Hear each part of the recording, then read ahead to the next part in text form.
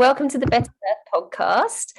Today I am speaking to Samantha Gadsden, who is a doula, and she runs some fantastic home birth and free birth groups on Facebook. And we're going to be talking about home birth and free birth today. Welcome, Samantha.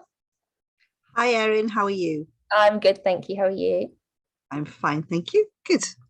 Do you want to introduce yourself a little bit and just talk about who you are and what you do, and then we can dive into home birth and free birth? Hi, everyone.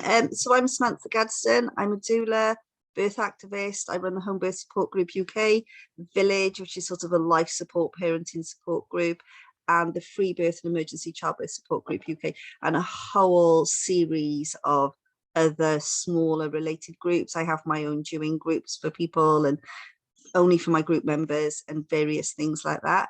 And I do loads of other stuff. Sometimes I don't remember what I do anymore because I do loads. I've got my own little shop online where you can buy crystals and birth lines and things like that.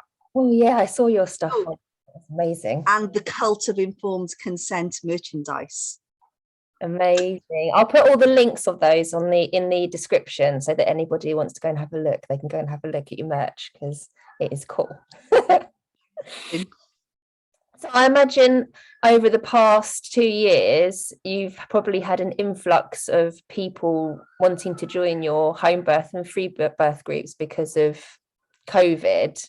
How have you found the past couple of years, and how has it changed in terms of the level of support that you're providing people?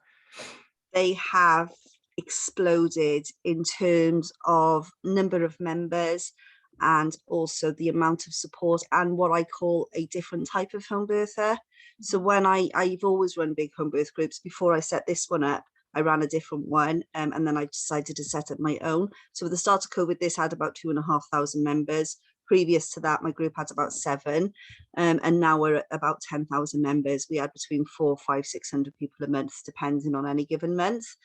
And what we had before was everybody who wanted a home birth wanted to home birth. They were coming to a home birth group because home birth was their choice, because they actively wanted that. Whereas now we're seeing more people who are joining a home birth group because hospital is a scary place, because of the risk of infection, because of what people are hearing about the shortage of midwives.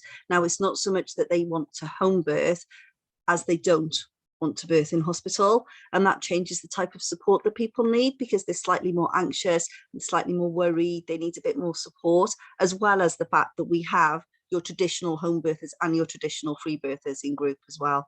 And all of those people are equally valid and equally important to me, because whatever your reasons for choosing a home birth are, then you need to be supported in the right way. But it has exploded, my work online, which in the home birth group is free.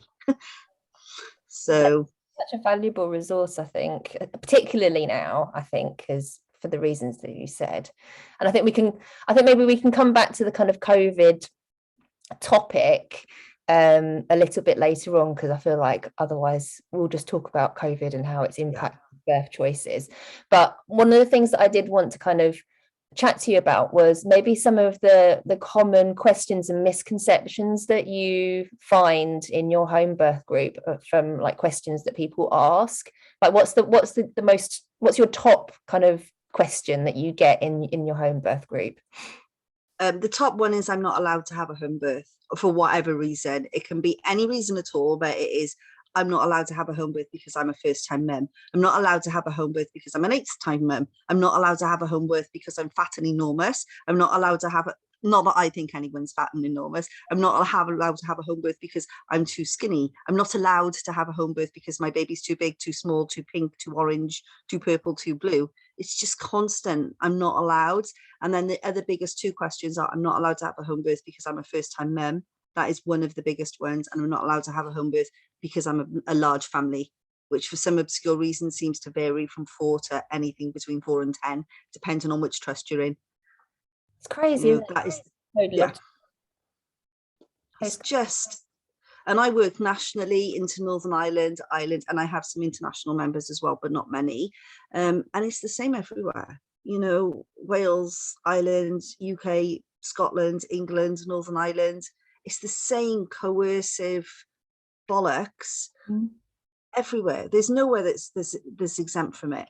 Not Yeah. really. There are pockets of excellence. The Liverpool home birth team, the Angus home birth team are really good.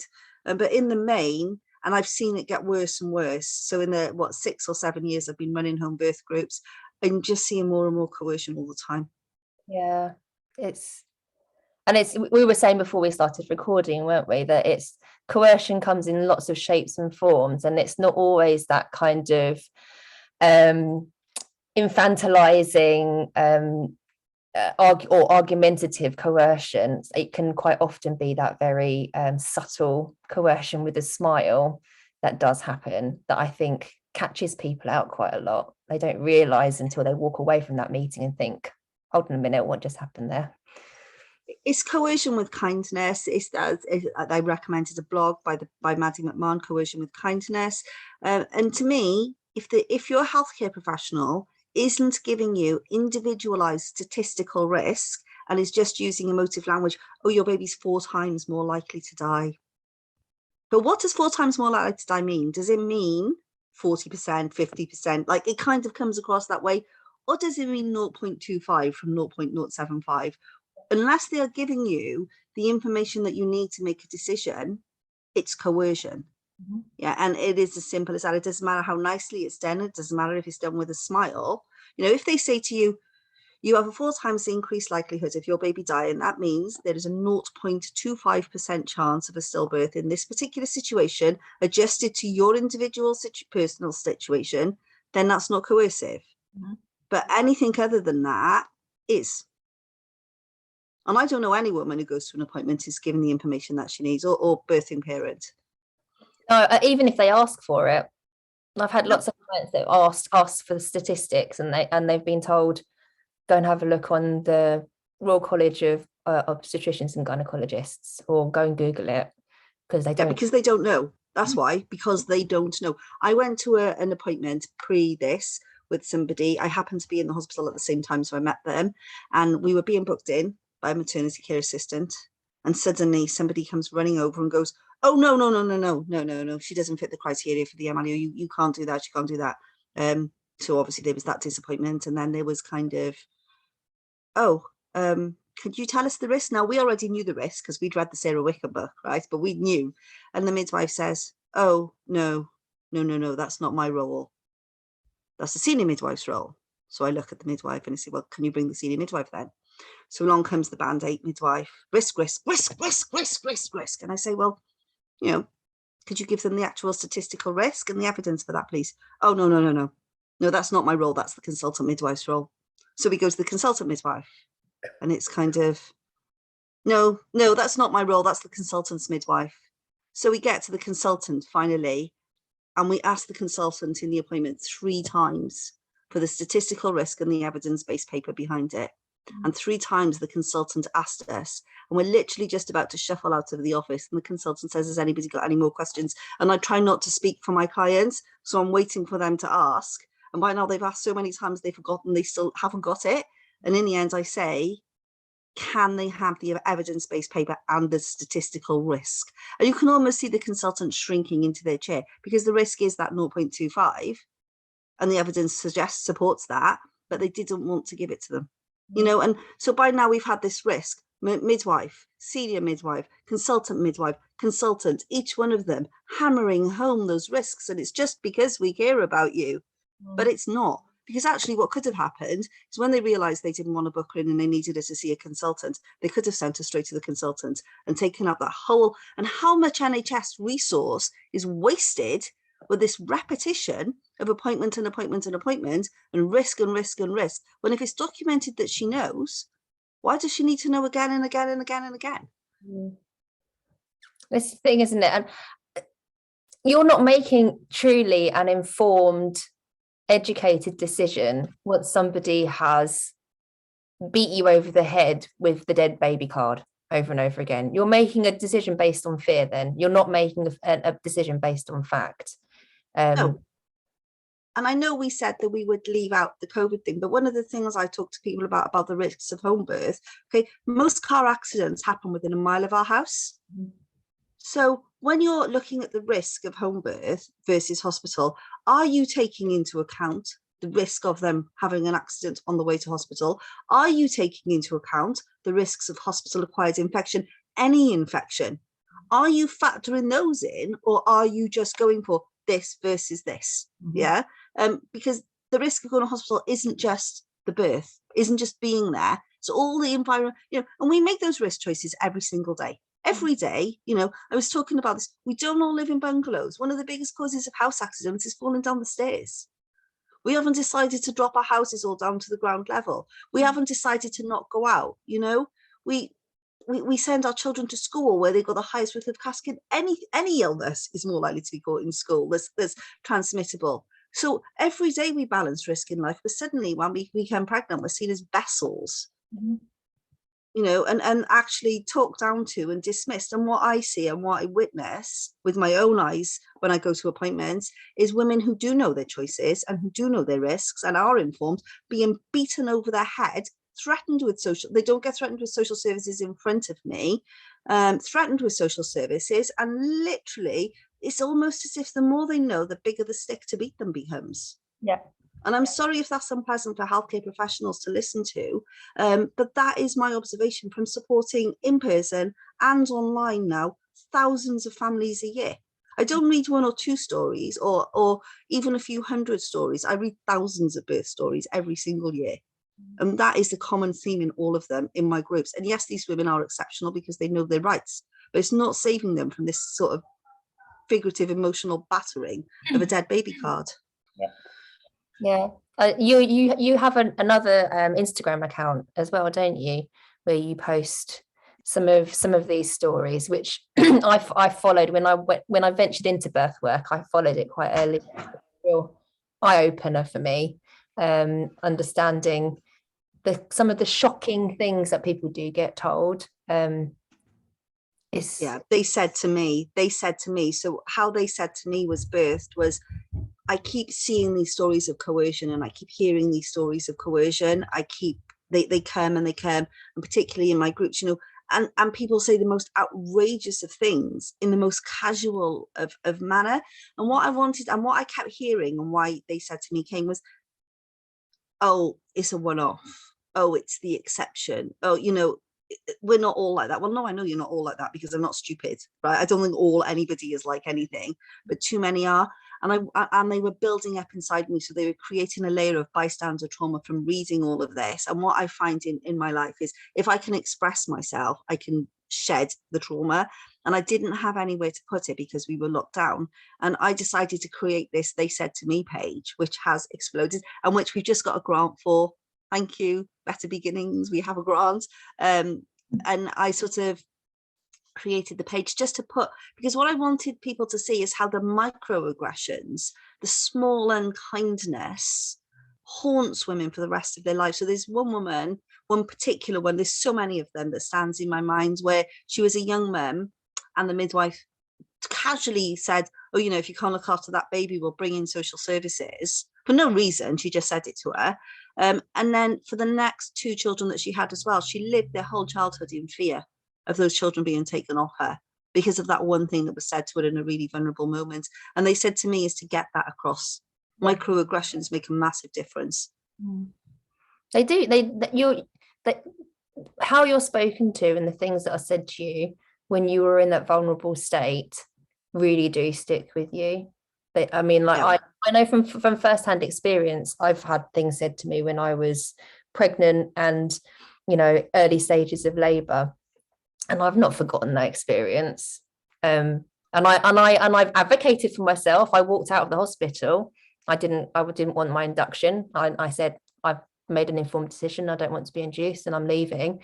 But that experience still sticks in my mind. It doesn't. I do a lot of birth trauma support, and I always look for the small unkindness, because when somebody feels that their birth was traumatic, it's not the physical. I've been to births that on paper would be traumatic, and I haven't been, because they've been respectful and kind. And it's that kind of, I had a story and she didn't understand why she didn't feel good. And when I read it, I read the story, and the midwife didn't want to be there. And she made it perfectly clear that she didn't want to be there. So although she had on the surface, the lovely birth that you would want to have, it was with somebody who was making her feel uncomfortable all the way through a birth. And those things make a difference, and home birth is so important. We know that home birth reduces risk, it reduces instrumental delivery, it reduces cesarean, it reduces the need for pain relief. There was the latest report that said that people who plan for a home birth have less interventions wherever they end up birthing, and yet it's dismissed. It was the first thing to go. I have a former client who's in Holland, and in Holland, for example, they have posters in their maternity units that say, if we need the beds, your hospital birth may be cancelled. That just blows my mind. It's like the other way around, and it's like, oh, do you know what? You can just come in. And it doesn't matter because it's not about you. It's just about a healthy baby. But actually your baby is quite often more likely to be born. If you're a low risk, and I use that term very loosely, woman, having your baby's more likely to be okay at home. To be honest, you've certainly got less chance of NICU admission and any of the interventions that happen in hospital. So, and the other thing I'd like to see about home birth is the language changed. So this home birth, I've got a blog called Home Birth Transfer is Not a Failure. The idea that if you start at home and you end up in hospital, you somehow failed. Whereas if you start in hospital and you have a perfectly normal delivery, nobody goes to you, oh my God, you may as well have had that baby at home. You failed by coming in, and this idea, and what it does then as well is it makes women reluctant to seek support. Mm-hmm. So if you've planned a home birth and you have the perfect home birth, that's lovely. And if you have planned a home birth and then eventually you end up going in, and you've had support at home and then support in hospital, and that's replicated in my groups. We have all of the birth stories in my group. We have the home birth transfers, the change pathways before birth. We have got, all of the stories, because I very much have an ethos of every birth counts, however and wherever it was born. Just because we're a home birth group, it doesn't mean we don't celebrate. And I don't want anybody to not seek support if they need support. I want them to know that within our group, if something changes, we're still there for them. It's really important. Yeah. So going back to the not allowed point that we started on right at the beginning, what can somebody do if they're told they're not allowed to have a home birth? What are their options?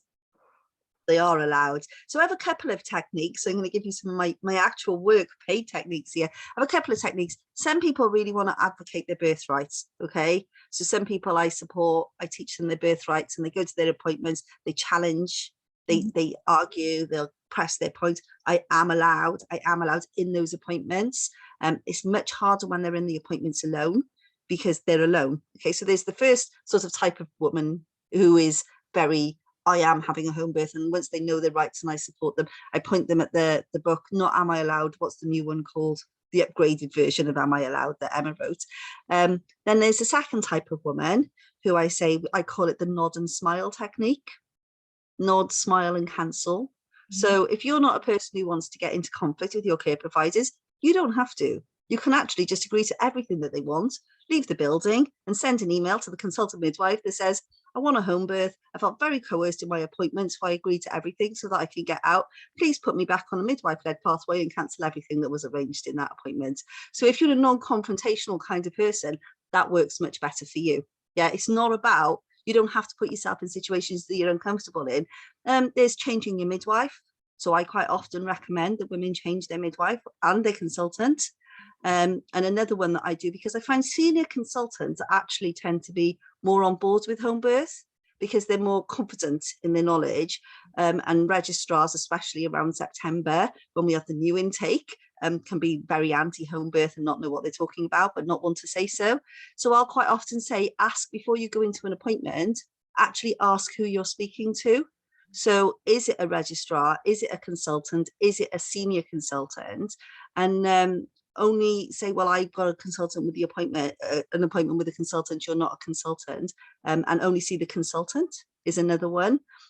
Any appointment you go to where the person says, I have to go and ask my colleague, then you know they're not a consultant, because consultants never go and ask their colleagues anything, right? They just, and that's how I can unpick quite often. I'll say, oh, that's not a consultant. People say, how do you know that? They say, well, they think they're God. They don't go and ask anybody anything.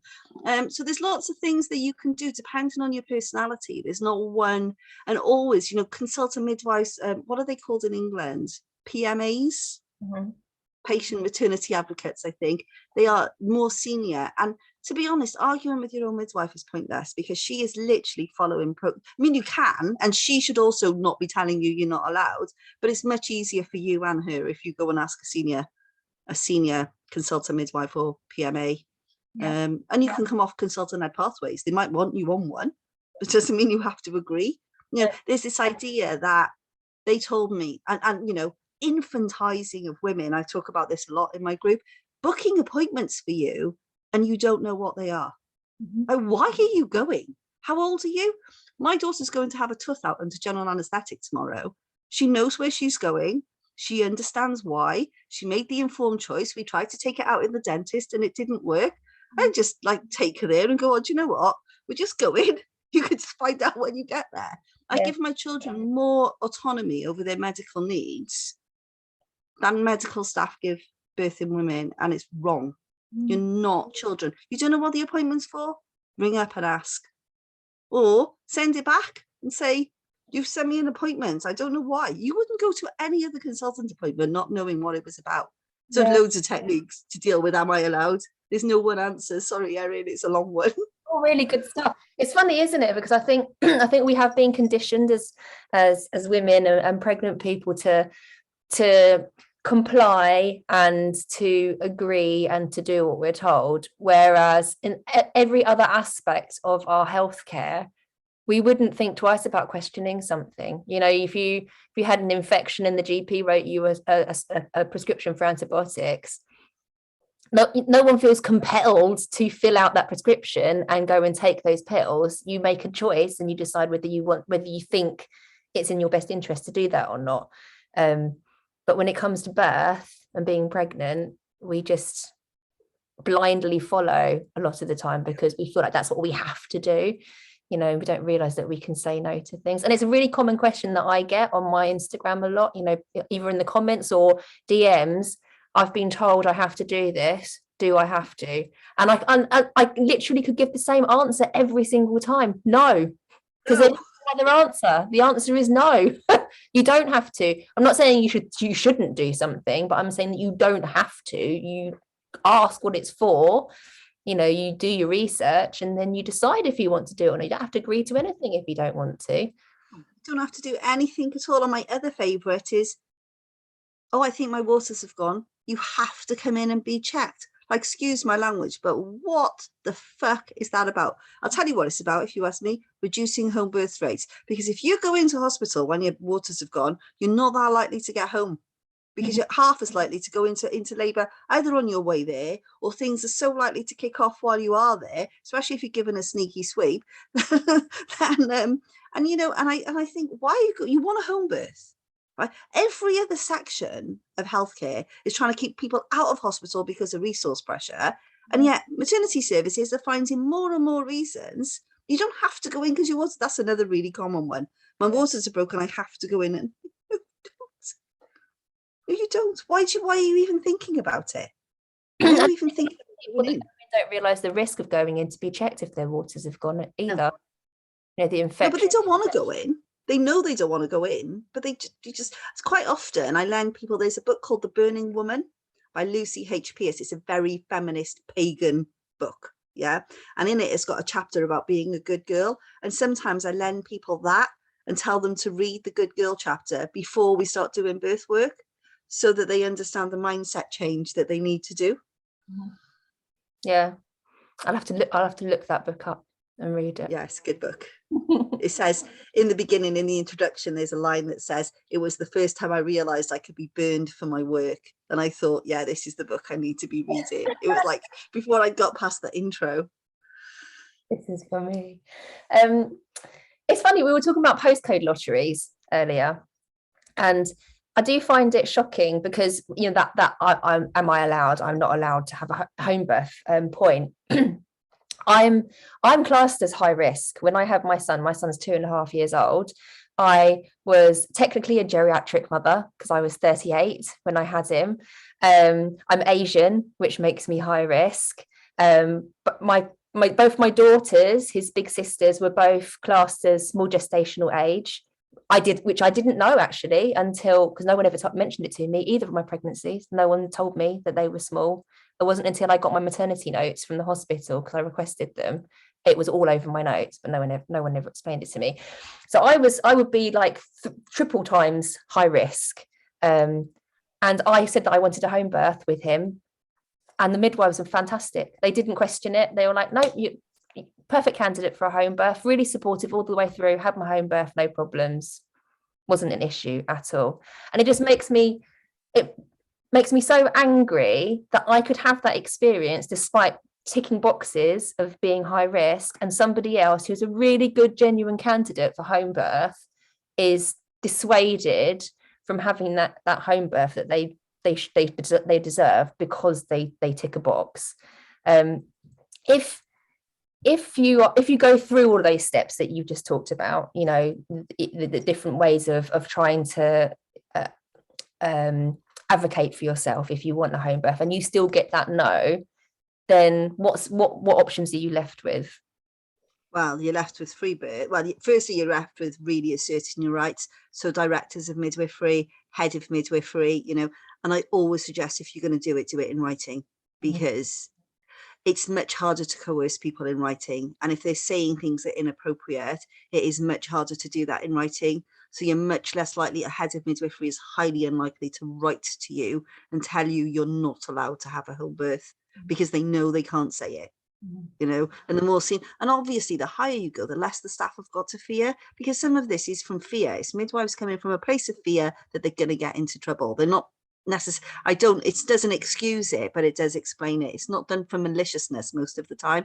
And then your other option is to either keep arguing with them, tell them that you're home birthing no matter what they say, and then ring them up on the day and hope they come out, or to free birth, you know. And free birth is on the rise. Free birth is on the rise for so many reasons. And it's not because a bunch of irresponsible doulas like me are running around telling people to free birth. It's because women want choice, and sometimes that is the only choice for them. It's the only way they're going to be listened to or respected or feel safe, you know, because some of these women are absolutely bloody terrified of the hospital.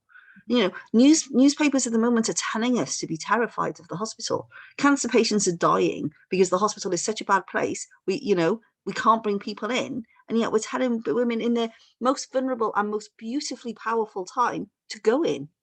It's such a contradictory environment. So then it becomes a case of free birth, phone a paramedic, hope a midwife will come on the day.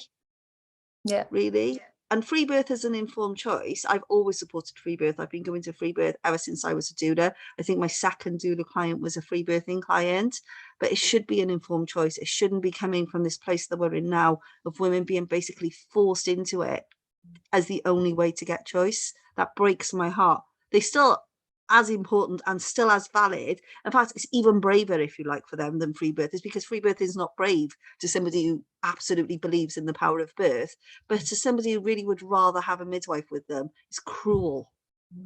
You know, and that's why I created my own free birth course, because my free birth course was a response to demand. I didn't create the demand. I literally had so many free birth inquiries that I couldn't answer them. And I wanted to be sure I had a safe, well-researched group where, if you know, where we're not selling birth in my free birth course as an all singing, all dancing, you know, if you learn enough, you're going to have your birth swinging from the chandelier with fairy lights, because that's not how birth always is. You know, sometimes in birth things go wrong, and I wanted a course where I knew that they're learning all about free birth and all the lovely things about it, but also where if this happens, phone an ambulance. If that happens, phone an ambulance. I didn't want to paint this idealistic picture that isn't the truth either. Sorry, I went off on a tangent there, didn't I? I think it's a really important point, and I think your free birth course is a really, really valuable resource, because anybody who says that anyone who does a course or gives information on free birth is irresponsible is ignoring the fact that people will still choose free birth, and then they're they're choosing free birth without the information and without the necessary information to make sure that it's safe. So yeah, I wish I'd called it something else. I don't know what I wish I'd called it, which is why I've never changed the name. It's not just about free birth, it's about free birth. It's about birth before arrival, so birth where you wanted a midwife but one just didn't get there on time. And now it's also about preparing, because as we said before we started the podcast, I am now hearing from women who are birthing alone in hospital, either in hospital and nobody came, or in hospital and they were wandering the corridors with the baby hanging out between their legs and they couldn't find anybody, or in hospital. And we need to remember, when we're talking about nobody came, these women, their partners are barred from the hospital until they're in active labour. So if they're not being listened to, telling people they're in active labour, their partners aren't even there. You have a free birth at home, at least, or even birth before arrival at home, at least your partner's usually with you. In hospital, I'm hearing about women phoning their partners crying, and their partners can't get in, and they can't because there are not enough midwives. So as far as I'm concerned, not learning about your options right now in this situation is more irresponsible than learning about something that you might never use. And you're never going to come away from it wishing you didn't know it, but you are sometimes going to find yourself in a situation where you wish you did. Yeah. So that's why it's there. And it is regardless of what rumors may fly around the internet, it is a very responsible course. It's got midwives in there, they are charged more money to join. Birth workers pay more than birthing women and people because birth workers started using it as a course. And if you're going to use my stuff as a course, then I think you should pay for it, right? I think that's fair enough. It is a very good course for birth workers as well, but it was predominantly written to meet a need of terrified people who were scared they were going to be birthing without a midwife. And actually it's grown into a really lovely space. It's a really lovely, and building it the way I have gives you all the support of a group and all the knowledge of a course. So you've got the whole course, and then if you've got a question or you don't understand anything, you just ask, and everybody just piles in with all their knowledge, and it's a beautiful sharing space for people. Yeah, I think it is a really, really, really important resource to have. Both of your groups are really, really important resources to have, and I'll make sure that I link them in the description of the podcast so that people can access them. To me, like you said, people who don't want to talk about free birth before arrival are utterly irresponsible. Yeah, those stories I'm talking about of women birthing on the wards alone, they are rare. It's not something that's happening all the time, but it is happening. Women, what I've noticed through my home birth group, because that is so big now, what's gone up is ambulance birth has increased. Anecdotally, because I haven't got figures, I read thousands of birth stories and I get a handle on what's going on. Ambulance birth is going up, car park birth is going up, birth before arrival is going up, because people are hanging on at home planning to go in, but the baby comes out. Because what you find is in birth that's not interfered with, that happens more often. They get to a point and suddenly, oh my goodness, and there's a baby coming, and then there's planned free birth is also good. They're all on the rise, and we have to prepare for those situations if we want people to be, what I say, like precipitous labour, people who have really fast birth, you can come on my course. You might not want that fast birth. You might be hoping the midwife will get there, but at least it gives you a chance of taking charge of your birth. Instead of it being something to fear, it becomes something exciting. And then, yeah, if it doesn't happen, then it becomes, hooray, does it really matter that you spent £35 on something and you got the both of it then? But it can take away that layer of fear for people too. I could talk about this all day. So. I think it's really important to take that level of fear. I mean, as a hypnobirther, I know the effect of fear on birth, and taking that fear away is really, really important. But I also think arming yourself with information in the event that you maybe give birth at home without any support is really important, because if you call an ambulance and you're on the call to a 999 call handler, I know for a fact some of the stuff that they will tell you to do are complete opposite of what you should be doing. And if you don't realize that, you could quite quickly go and get yourself a shoelace and tie the umbilical cord off. And it's worse than that. I read one today where they were telling the dad to hold the baby's head in so it doesn't come out too fast. I've heard somebody else say that before. They were told to hold the baby and lay down. Advice. Yeah, lie down on your back. Don't push out, and then the baby will hit their head on the floor. Yeah.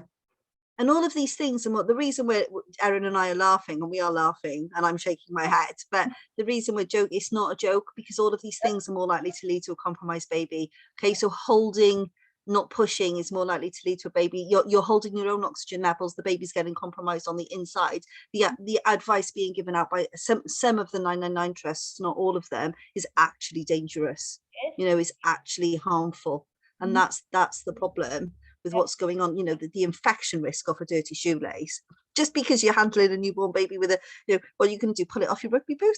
Like, oh look, there's a shoe. Not just that, but if your baby's not breathing, you've just closed off their source of oxygen, because Yes. they're not getting oxygenated blood anymore, because you've just tied off their cord.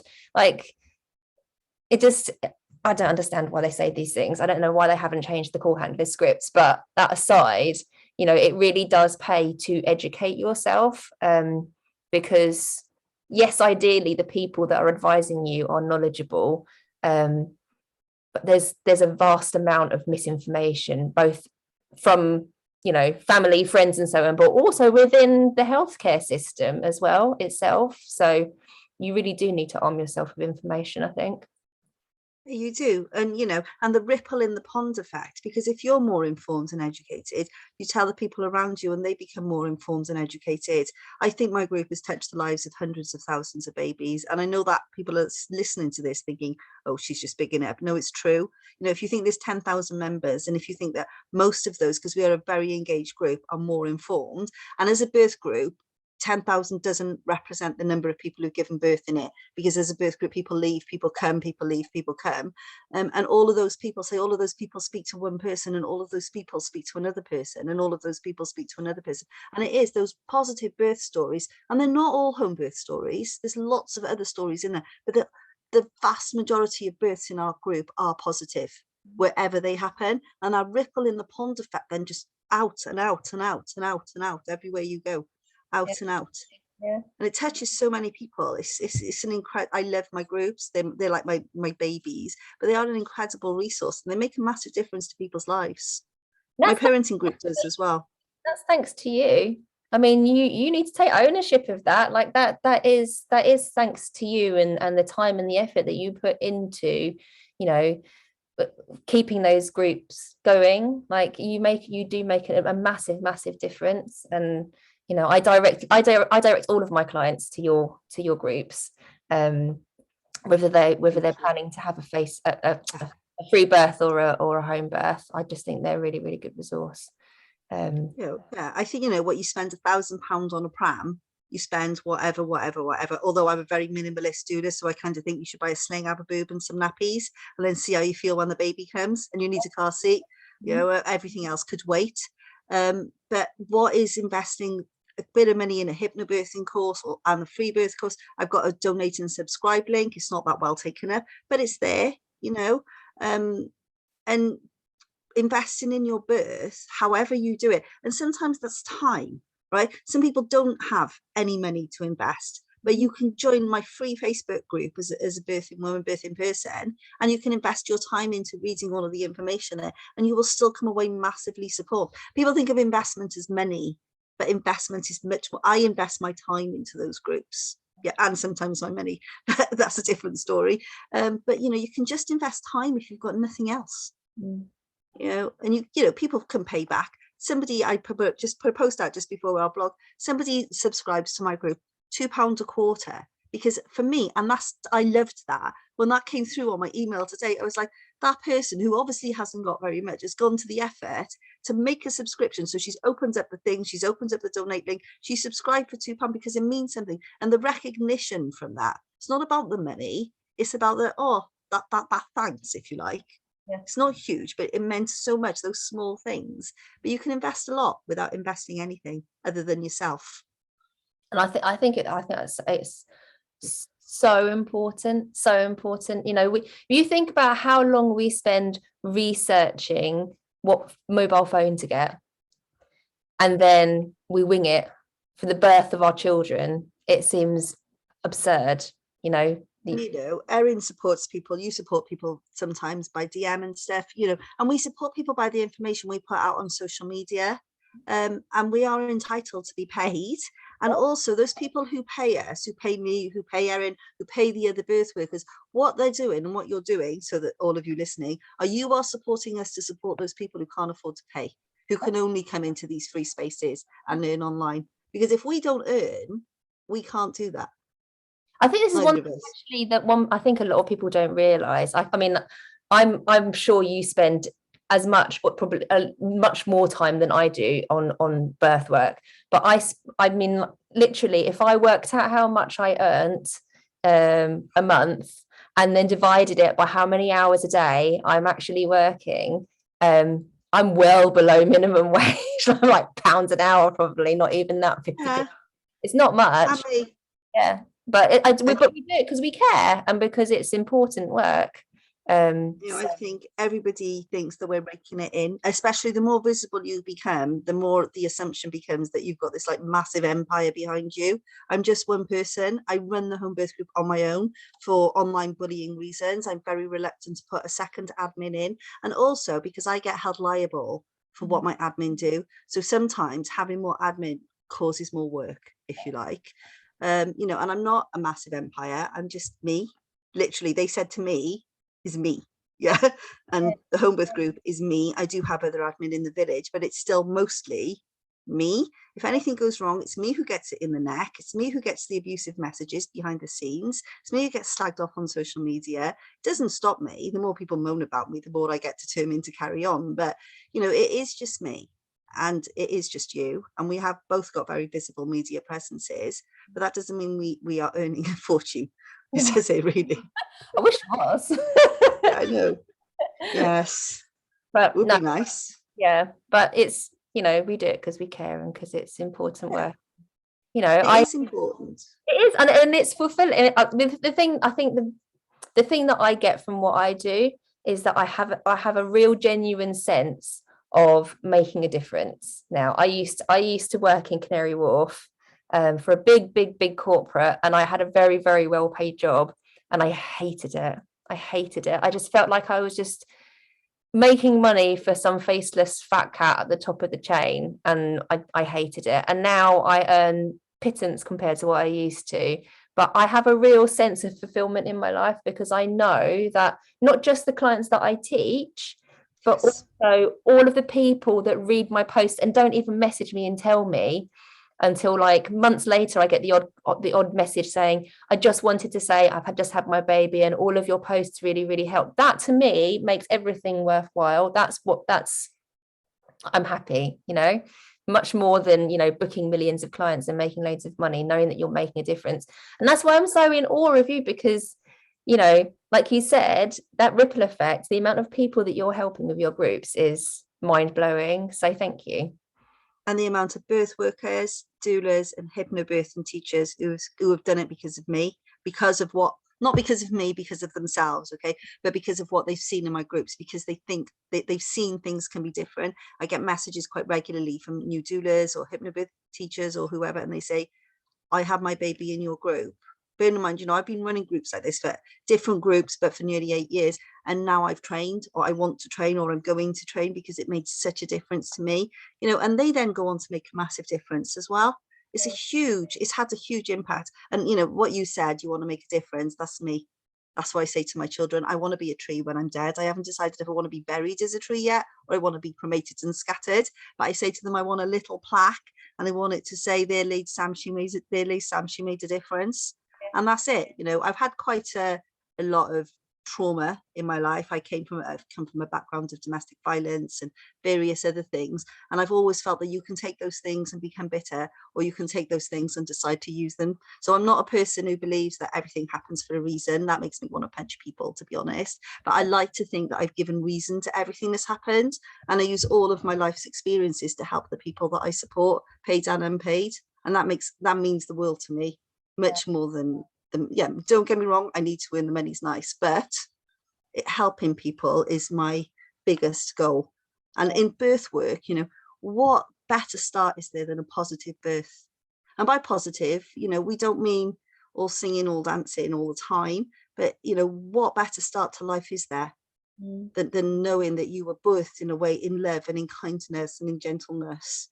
However, and that can be cesarean birth, even I've seen a beautiful forceps delivery. I was actually in theatre with a forceps delivery, and it was lovely. It was really kind and respectful, and everybody was excited, and they were taking photos for it. It was beautiful. Every kind of birth can be beautiful. Yeah.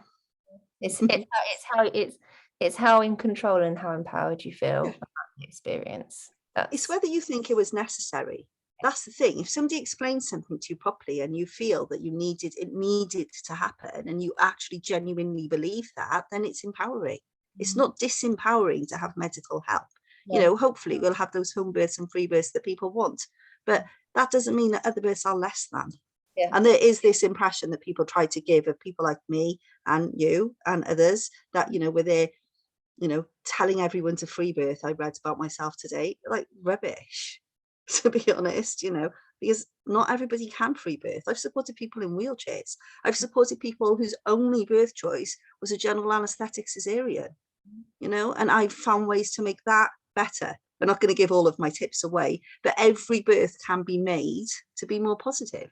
Yeah, no, totally. And the birth stories on this podcast, you know, show that there are a multitude of different births, from, you know, planned home births that transferred and ended up in an unplanned C-section. But one of my clients gave birth in the car park in Lewisham. You know, you would think that's really traumatic, and it wasn't. It was really positive. It genuinely, you can have all sorts of different types of birth and still be really positive, but it's the educating yourself and planning and prep that makes that birth positive. And it makes pregnancy so exciting, right? When you're there and you're reading all the birth stories and you're doing your prep, whether it's hypnobirth and antenatal, whatever, and you're there and you're excited to have this baby instead of approaching it with fear, it makes such a difference to that 9 months or 8 months usually by the time people know. You know, preparing for a positive birth and, you know, preparing for a home birth is so vital to enjoyment. Really? Why I wish that so many people wouldn't just want it outright at the beginning, because they just think that it's really risky. It's one of the people probably think that my views on home birth are very skewed because I bang on about home birth so much on my Instagram and my social media, but it's because it's so misunderstood that I feel the need to voice it more and advocate it as an option, because people do discount it outright without even considering it as an option. And we're seen as freaks, yeah? So one of the reasons I decided to only post in my home birth group is because I don't get bullied as much online by running a home birth group. When I was trying to post, and when I do try and post in mainstream groups where people don't home birth, I just get hammered over the head by people who don't want to know that they've got choices. I'd rather dedicate my resource and my time to people who actually want to listen. Don't take this the wrong way, listeners, but I'm not interested in people who don't want to listen. I'm not here trying to, my favorite word at the moment, mind meld people into complying with me. I want to support those who want to be supported. And to be honest, home birthing women want support. So that's who I'm working with, really. So if people want to join your groups, how do they find you? So on Facebook, we have the Home Birth Support Group UK, which is free to anybody giving birth and their partners. So I've got people's mothers in there, people's partners, husbands, whatever gender, and it's paid to birth workers now because of the same thing as the free birth group. People are beginning to use it to learn. So Home Birth Support Group UK on Facebook, and then the Free Birth and Emergency Childbirth Support Group UK as well on Facebook. I'm on Instagram. To be honest, if you Google Samantha Gadsden doula, you'll just type into me everywhere. And then, so those are the two main ones. And then my parenting and life support group, which we call positive parenting. I coined the term myself before it became a term. So it's very much sort of baby wearing, breastfeeding, co-sleeping, but we do have all sorts of parenting styles. The important thing in our group is that everybody's choices are respected. So it's a kind of, we don't have arguments in our group. And I delete them if they happen. So just because, so that's the two in the village. If people want support for their journey and feel a bit left of centre, or sort of like they don't fit into the normal parenting groups, we're there for that too. And in there we do a lot of stuff, some heavy stuff, some domestic violence support, and we've had addiction support. I put mental health, and that's what people don't realise about the importance of groups at the moment. We've had to put mental health first aiders in to the village because we've had some really sticky situations and people needed support, because these online groups are all people have had. for a long time, and when they make a difference. You can find me in all of those as well. You can find me anywhere, but come and join my groups. You'll like my groups. My groups are amazing, and they are really good birth worker resources. People say, you know, why should I pay for a Facebook group? And I'm like, well, when you get in, you'll understand. Well, you know, and if you really don't like it, you can have your money back. you're Sorry? paying for the knowledge. You're not paying to access a Facebook group. You're paying to access the knowledge. I think it's got 73 group guides, the home birth group. Everything from postpartum hemorrhage through to free birth, through to gestational diabetes, large families, change pathways, positive induction. They're all in there. I just categorize everything, and you know, and that takes time too. So full-time job. It is my full-time job now. And then other birth work is my other full-time job. Thank you so much for your time today, Sam. I really, really appreciate it. And I Thank really you for having me. You know, everybody comes and joins your groups and benefits from the wealth of knowledge that's in them. Yeah, I've really enjoyed chatting to you. Thank you. Thank you for having me. It's been lovely. Like-minded souls. Yes.